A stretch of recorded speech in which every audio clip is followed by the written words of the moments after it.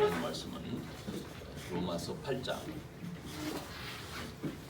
1절부터 9절까지 말씀.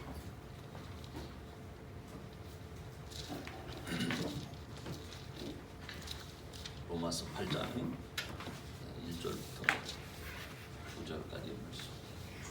우리 한번 다 같이 합독하겠습니다. 시작. 그러므로 이제 그리스도 예수 안에 있는 자에게는 결코 정죄함이 없나니 이는 그리스도 예수 안에 있는 생명의 성령의 법이 죄와 사망의 법에서 너를 해방하였습니다. 율법이 육신으로 말미암아 연약하여 할 수 없는 것을 하나님은 하시나니 곧 죄를 인하여 자기 아들을 죄 있는 육신의 모양으로 보내어 육신의 죄를 정하사 육신을 쫓지 않고 그 영을 쫓아 행하는 우리에게 율법의 요구를 이루어지게 하려 하심이니라.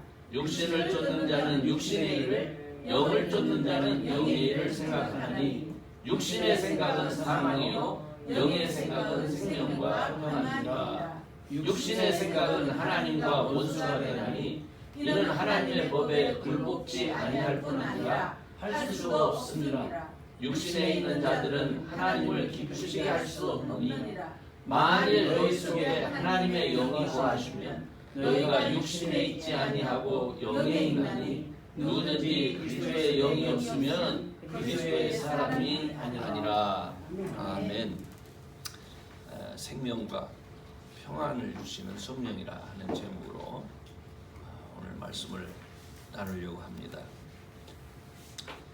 예수님을 믿기는 하는데 전혀 변화가 없는 사람들이 있습니다. 오래 교회를 다녀서 성경에 대한 지식은 좀 있는 것 같은데 말 속에는 여전히 부정적이고 공격적이고 비판적이고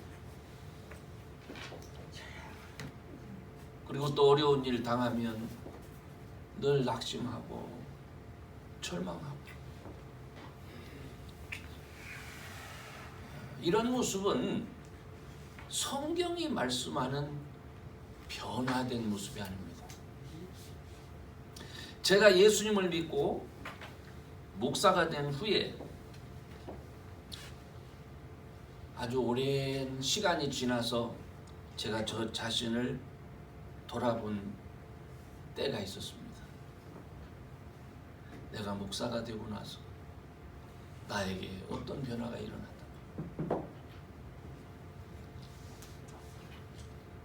그때 저는 제 스스로에게 굉장히 실망한 적이 있습니다. 기대하는 변화가 없었어요. 그래서 방황도 참 많이 했습니다.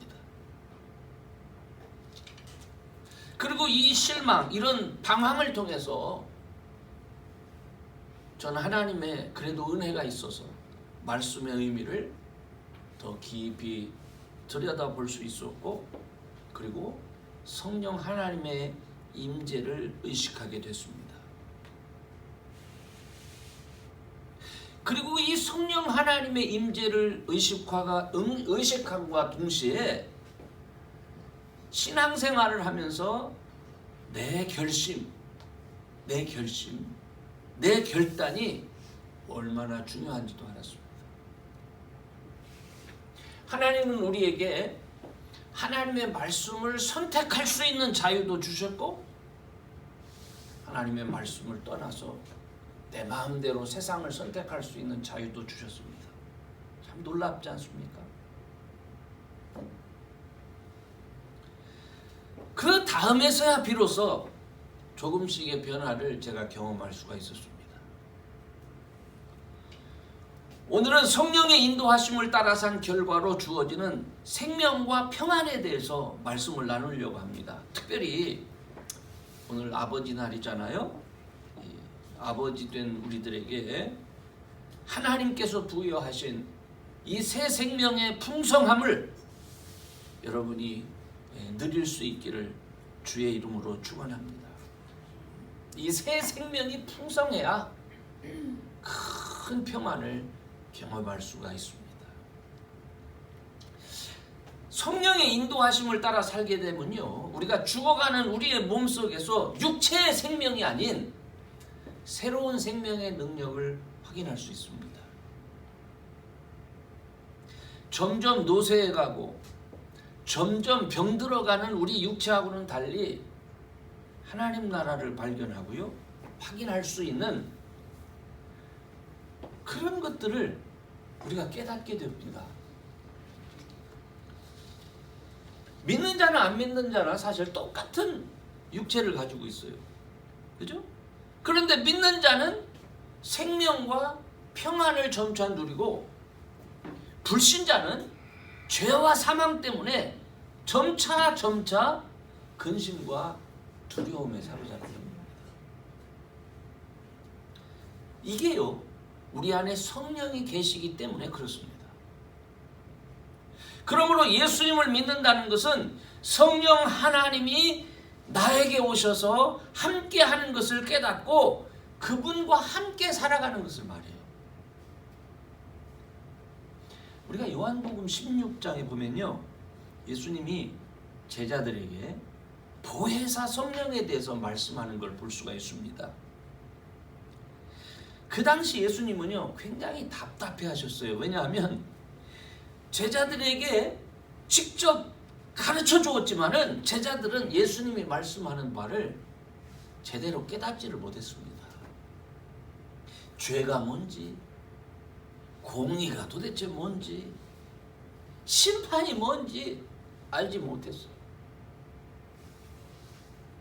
그런 제자들을 훈련시키면서 제자들에게 예수님은 당신이 말씀하는 바를 깨닫게 할, 당신이 지금껏 사역하고 있는 이 하나님 나라를 그들에게 바르게 가르쳐 줄 분 한 분을 소개하죠. 그게 성령이에요. 그래서 예수님이 내가 가는 것이 너희들에게 더 좋은 거야.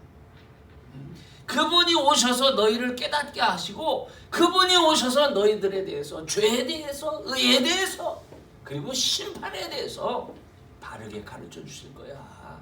그 말씀을 하신 거예요.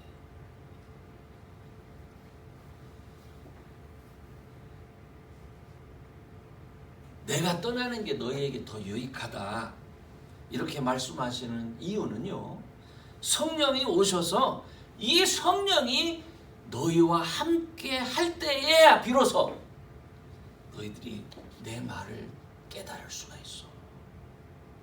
그때야 비로소 너희가 나를 믿고 성령의 능력을 힘입어서 제자답게 살 수 있는 거야. 이 말씀하신 거예요.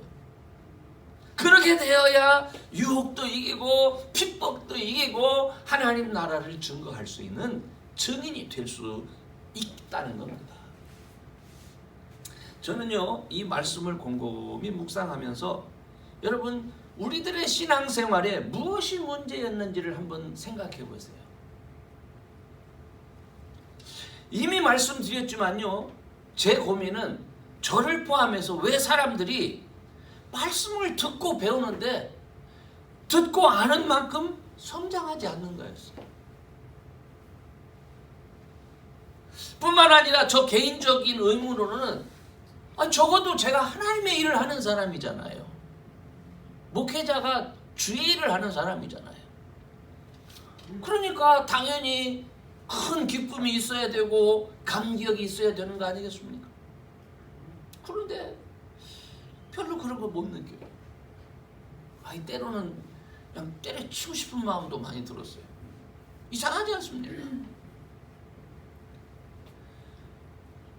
성경에서 만나는 제자들이나 스데반, 그리고 바울과 같은 이들을 보면은요, 성령과 함께하면서 점점 성장합니다. 복음에 감동되어지고 감격되어서 순교하는 데 이르러도 전혀 낙심한다든지 슬퍼한다든지 절망한다든지 이런 게 없어요. 마지막 죽음의 순간까지 하나님을 경배하며 하나님 앞에 영광을 드리는 것을 우리는 성경을 통해서 봅니다. 그들은요, 그렇게 했던 그들은 예수님과 고작 3년 있었던 사람들이에요. 제가 신학교 들어가서 거의 10년 공부를 했고요.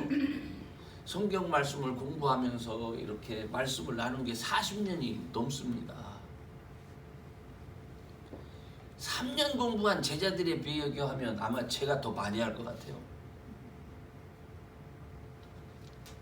하지만 오순절날 임한 성령이 제자들과 함께하면서 그들에게는 엄청난 변화가 있었습니다. 제자들의 성장과 그 변화의 중심에는 항상 성령 하나님이 있었던 거예요. 여러분, 오늘 저와 여러분도요, 말씀을 배우고 깨닫고 감동하는 것 이상으로 중요한 것이 있는데 그게 뭡니까? 성령 하나님이 내 안에서 일하도록 하는 겁니다. 성령 하나님이 우리 안에서 일하셔야 우리가 아는 말씀이 생명으로 변하고 이것이 운동력 있게 되어져서 우리의 혼과 영과 관절과 골수를 찔러 쪼개기까지 하는 거예요. 우리가 많은 것을 알아도 성령 하나님이 우리 속에서 일하시지 못하면 아무것도 아니에요.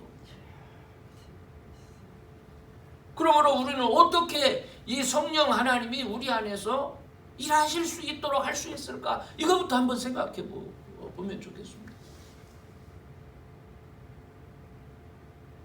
저와 여러분은요, 항상 그 질문을 하셔야 돼요.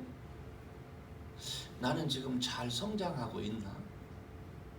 이거 굉장히 중요한 겁니다. 자기에 대한 평가예요.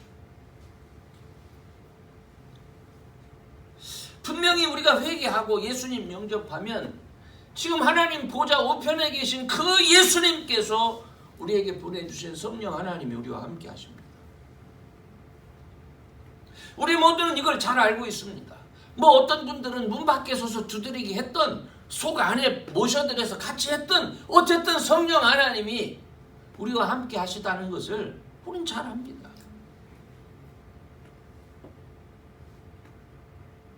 그런데 중요한 것은 그분이 나와 함께 내 안에서 일하셔야 내가 성장한다라는 것에 대해서는 그렇게 깊이 신경을 쓰지 않는 것 같아요. 그러므로 성령을 선물로 받으리라라는 그 말씀을 그저 알고 내가 믿어 라고 하는 수준에서 정신적으로 그냥 확신하고 신뢰하는 수준에 머무는 거예요. 그런데 그렇게 있으면요, 성령이 일하지 않습니다. 이 성령이 내 안에서 일할 수 있도록 그렇게 해야 되는 거예요. 만약 그렇게 하지 않고 성령과 상관없이 여전히 내가 살아오던 방식으로 내가 주체가 되어져서 내 생각대로 살면요, 우리는 여전히 환경의 지배를 받을 수밖에 없어요. 그저 늘 절망하고 낙심하는데 익숙해지는 거예요. 그러나 우리 환경이 절망적이고 낙심된 일을 만났어도 내 안에 계신 성령 하나님 앞에 어떻게 해요? 그거를 의탁하셔야지요. 믿음으로. 그리고 성령께서 그 가운데서 우리에게 주시는 말씀에 순종하기 시작해야지요. 그래야 성장하지 않겠습니까? 그래야 뭔가가 일어난다 하는 것을 확인하지 않겠습니까? 저는 어렸을 때부터 신앙생활을 했기 때문에 지독하게도 안 변하는 모태신앙인이에요, 제가. 그래서 늘 그게 궁금했어요. 왜 그렇게 안 변하지? 심지어는 날 가르치는 목사님도 안 변하시더라고요. 똑같아.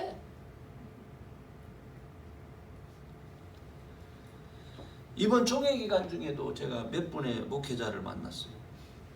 참 열심히 산 분들입니다. 그런데 안타깝게 이제 은퇴한 때가 다 됐는데 공황장애라는 거예요. 공황장애가 뭔지 알죠?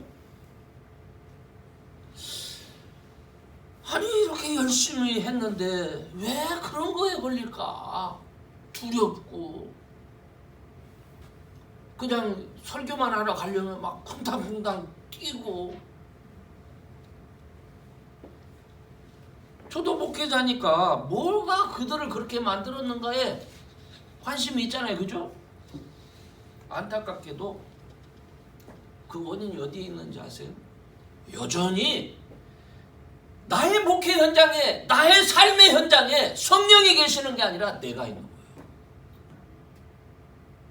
내가 잘해야 돼. 내가 잘해서 저 사람들한테 감동을 줘야 되는데, 저 사람한테 인정을 받아야 되는데, 지식으로 성령 하나님을 알고 그분의 능력을 알아도 삶의 현장에서 육체를 따라서 사람의 정과 욕심을 따라서 하면 어떻게 됩니까? 성장할 수 없어요. 육체가 죽어가는 만큼, 육체가 노쇠해져 가는 만큼 그는 점점점 자신을 잃어갈 수밖에 없는 거예요. 우리가 신앙생활이라 말하고 교회 생활이라고 우리는 말할지 몰라요.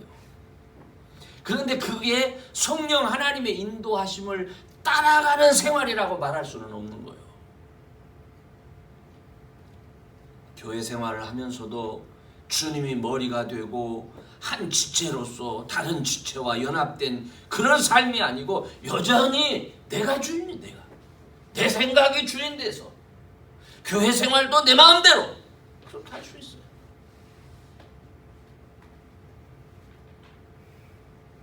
그러니까 성도들이 하나님 뜻이 어디, 성도들도 그렇잖아요. 목회자도 그런데 뭐 심지어 성도들이 그런 거는 말할 필요도 없잖아요. 목사님 틀렸어요. 목사님 왜 그렇게 합니까?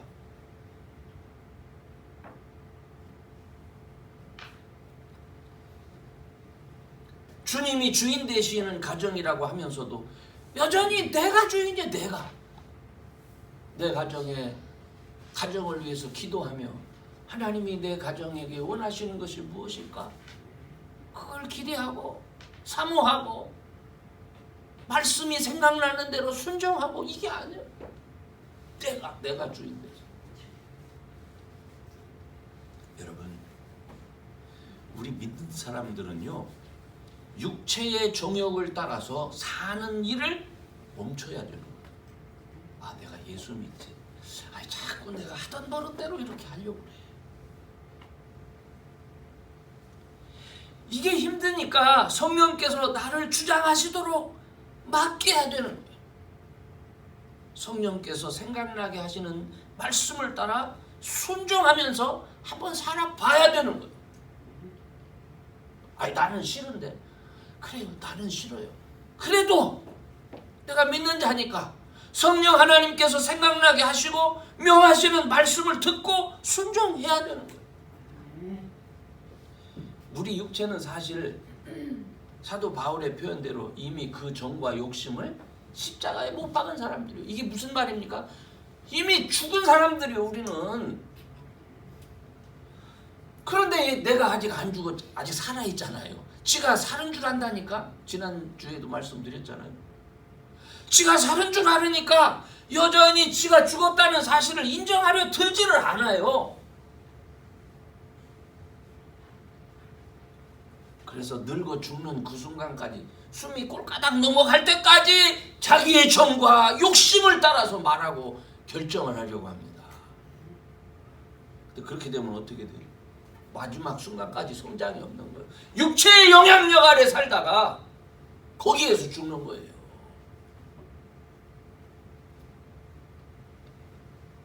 저는 사람이요, 늙고 그리고 이제 희마리가 없어지면 사람이 변할 거라는 기대가 있었어요. 근데 저도 그렇지만은 제가 많이 봤잖아요. 돌아가시는 그런, 아유, 천만의 말씀. 변화된 사람도 있지만 점점 더, 아이고, 이제 분명 깨달아야 됩니다. 계속해서 그렇게 살면 생명의 능력과 평안을 경험할 수 없습니다. 부활한 능력과 영원한 생명이 주는 평안함을 가질 수 없습니다. 믿는 자가 삶의 한가운데서 성령의 은사들로 인해서 경험되는 표적과 기사도 경험할 수 없습니다. 그러므로 여러분, 육체의 생각이나 정욕에 매이지 말고 성령을 따라 행하고 성령이 생각나게 하는 말씀을 따라 살아보기를 바랍니다. 그게 당장은 좀 귀찮을 수 있죠. 그리고 그렇게 하면 과연 될까? 두려울 수도 있어요. 그러나 말씀 따라 사는 것, 성령 따라 살기를 결단하고 한번 순종하는 분들이 되보시기를 바랍니다. 그때 우리 믿는 자 속에 우리 주님 주신 영생, 영원한 생명, 하나님의 생명이 이게 성장하는 거예요. 그때. 그리고 그 생명의 능력을 발휘하기 시작합니다. 세상을 이긴 주의 평안함이 우리의 삶에 깃들기를 시작하는 거예요. 언제? 성령을 따라 살기를 시작할 때. 그러므로 여러분, 다시 한번 말씀드리지만 내가 진짜 죽었나? 내가 왜 성장하지 않는가? 확인하시죠. 두 번째로는 영적 싸움이 있다. 영적 싸움. 그냥 내가 그렇게 결단한다고 그걸로 끝나는 게 아니에요. 우리가 결심이 필요하고 결단이 필요한 이유가 뭡니까? 끊임없이 우리를 미혹하는 존재가 있다는 사실입니다. 사람들을 미혹해서 하나님을 떠나게 만들고 자기의 노예로 만들어서 하나님을 대적하게 만드는 마귀의 존재가 이게 실체예요. 실체. 그냥 가상의 존재로 있는 게 아니라 이게 실체라고요. 마귀는 사람을 타락하게 하는 존재입니다. 에덴 동산에서 사람을 쫓겨나게 한 이후로 사람들을 자기 종으로 만들어서 늘 하나님을 대적하도록 그렇게 만든 실제예요. 제가 교회 역사를 공부하면서요, 그 다음에 그 교회 역사나 오랜 시간 동안 수많은 화가들에 의해서 그림 그려놓은 것을 이렇게 보잖아요. 거기에 그들이 경험했던 마귀의 실체가 그대로 있어요. 역사가 그걸 말해요. 사단이 어떻게 역사했는가를 우리들한테 말하는 거예요. 사람이 가진 육체의 정욕을 이용해서 여전히 주님이 허락하신 생명이 성장하지 못하게 해요. 성령의 능력을 통한 평안이 자리 잡지 못하도록 해방해요. 그러므로 성령의 능력을 따라 살아야 되는 믿음의 사람들은요, 마귀를 대적할 준비가 늘 돼 있어야 돼요. 준비됐어요? 베드로전서 5장 8절에 근신하라, 깨어라, 너희 대적 마귀가 우는 사자같이 어떻게 두루 다니며 삼킬 자를 찾나니 너희는 믿음을 굳게 하여 저를 어떻게 대적하라. 대적해야 되는 거예요. 아니 나한테는 마귀가 없어. 아이 그런 소리 하지 마.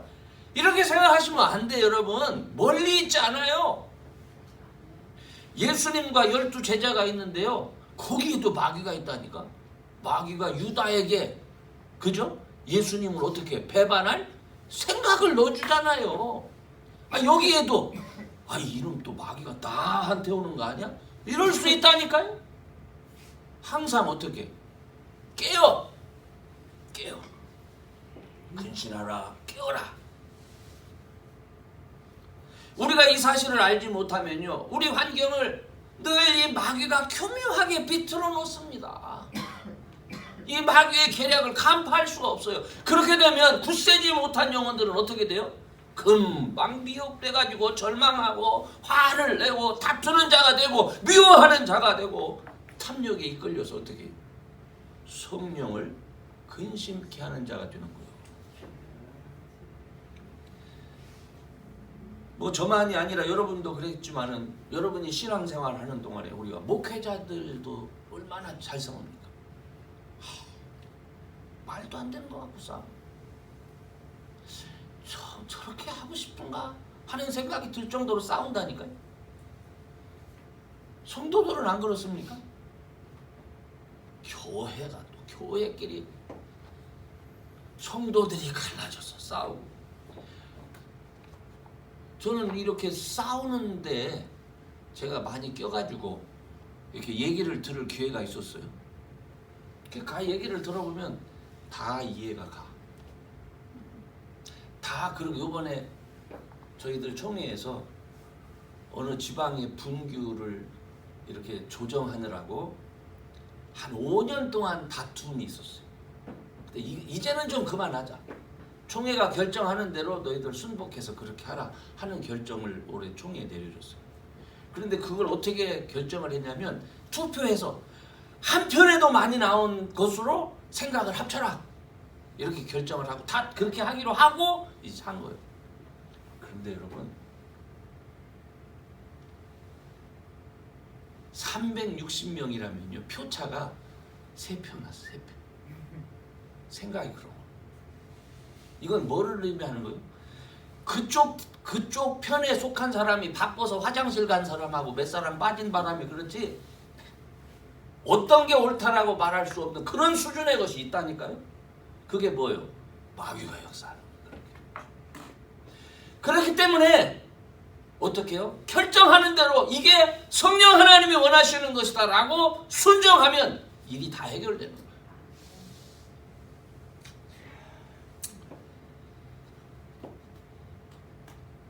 저는 별것 아닌 사건을 가지고 사람들이 자기 주장을 하고 왜곡시키고 이걸 수없이 봤어요. 오늘 그것도요. 제가 지금 소개한 그것도 별것 아닌 주장 때문에 그렇게 됐어요. 다른 교회에서 온 장로님이 있는데 침례교회에서 이분을 장로님을 세웠다는 거예요. 장로로. 그래서 이분 얘기 들으면 그럼 다른 교회에서 장로님으로 왔는데 그 장로님을 장로라고 불러야지. 그게 예의지. 그게 뭐가 그렇게 빅딜. 이거 가지고 성경 꺼내고 연구하고 학자들이 어땠고 역사적 이게 골치 아파지는 거예요. 이제. 전 그게 누가 뒤에서 조정했는지 압니다. 누가 조정한 것 같아요? 마귀가 조정한 거예요. 거룩한 분노를 말해요. 거룩한 분노. 예수님도 분노하셨다는 거예요. 여러분 예수님이 사람에게 분노한 게 아니에요. 예수님이 마귀에게 분노하시는 마귀. 거룩한 분노는 마귀를 향한 거지 마귀에게 조정받는 인간을 향한 게 돼서는 안 되는 거예요. 마귀는 연약한 인간을 이용해서 나를 화나게 합니다. 나를 실망케 합니다. 나를 절망하게 합니다. 저도 사실 오랫동안 그런 상황에서 마귀의 존재를 의식하지 못했어요. 그럼 어떻게 됩니까? 마귀에게 이용당하는 그 사람을 미워하는 거예요. 그 결과가 뭡니까? 사람을 미워하게 되니까 내 마음의 평안도 잃어버리고 내 영적 상태도 고갈되고 기쁨과 감사도 사라지고 제가 괴물로 변해가는 거예요. 제가 얼굴이 원래 이렇게 싹 웃는 서글서글한 그런 웃음인데 도끼 눈을 뜨는 그런 사람으로 변해가더라고요. 요새는 좀 많이 괜찮아졌죠?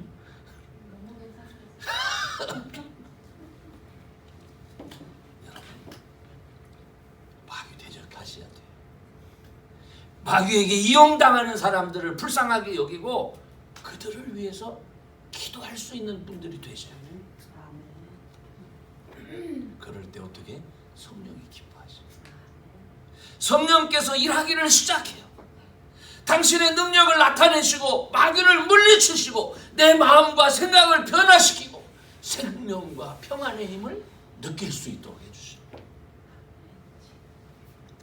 마귀의 실체를 인지하시기 바랍니다. 그리고 꼭 대적하시기를 바랍니다. 세 번째는 하나님을 기쁘시게 하는 일에 힘써야 돼요. 내가 어떻게 하면 하나님을 기쁘시게 하는 거지? 이게 중요해. 그래야 우리 안에 있는 이 생명, 성령의 능력 이런 것들이 자라는 것을 느낄 수 있어요. 이렇게 되려면요, 죽어있는 육신의 욕망 어떻게? 이런 거 그만둬야 돼요. 예수님도 그랬잖아요. 너희가 내 제자가 되려면 어떻게 해야 돼?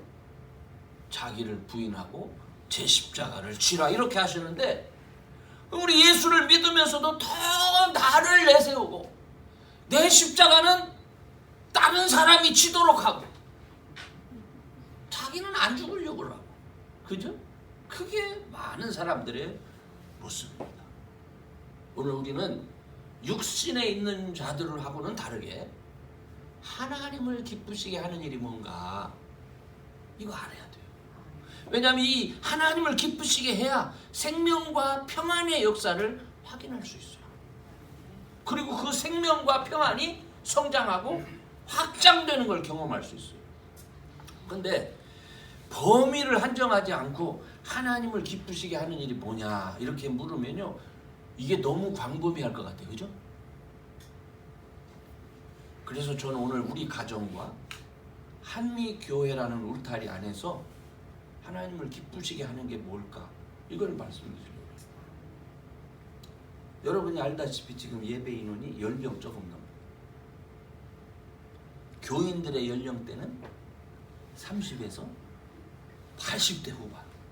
이야, 광범위합니다.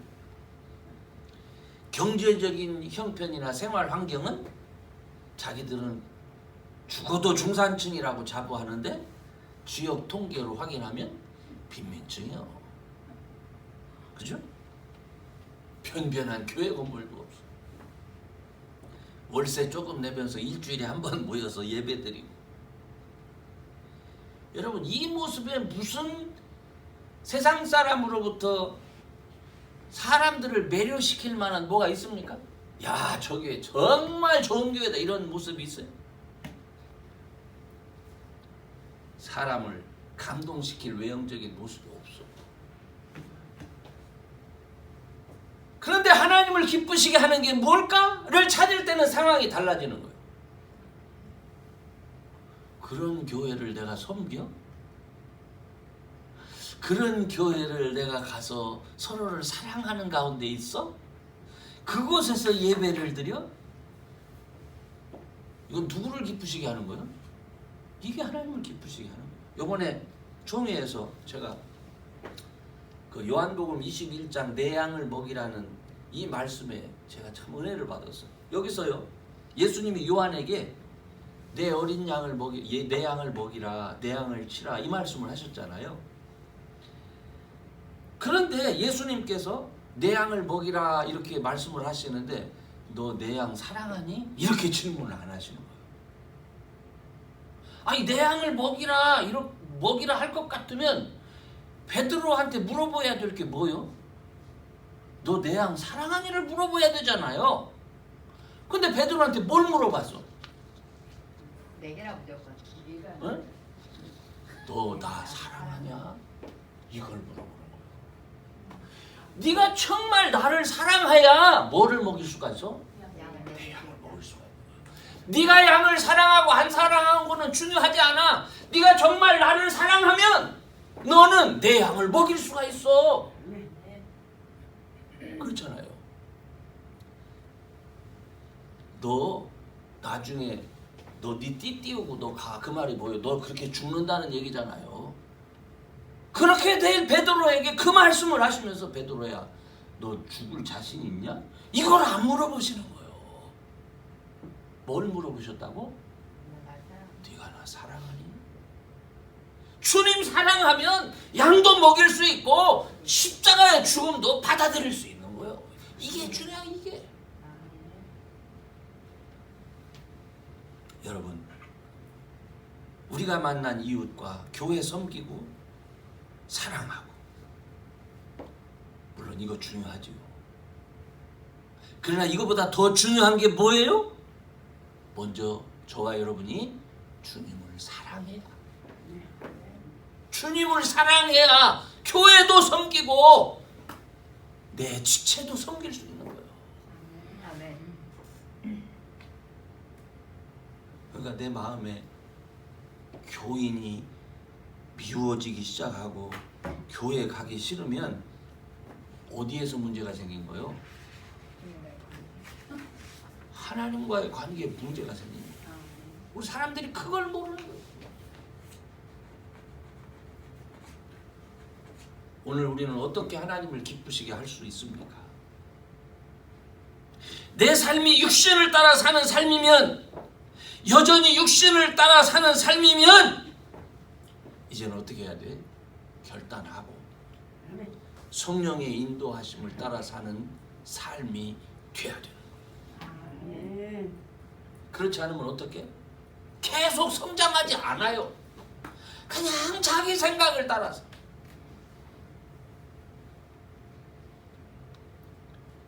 여러분, 성령을 따라 행하면서 하나님을 기쁘시게 하는 믿음의 사람이 되기를 바랍니다. 이제 결론적으로 말씀드릴게요. 생명과 평안은 성장하고 확장돼야 됩니다. 하나님을 기쁘시게 하기 위해서 어떤 일을 하는 것보다 그렇게 하려면 먼저 하나님 뜻을 따라 예수님 사랑해야 됩니다.